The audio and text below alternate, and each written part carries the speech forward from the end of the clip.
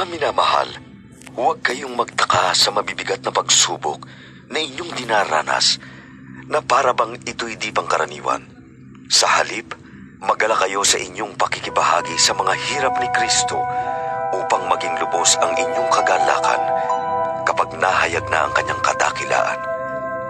Mapalad kayo kapag kayo'y iniinsulto dahil kay Kristo, sapagkat nasa inyo ang Espiritu ng kaluwalhatian, ang Espiritu ng Diyos.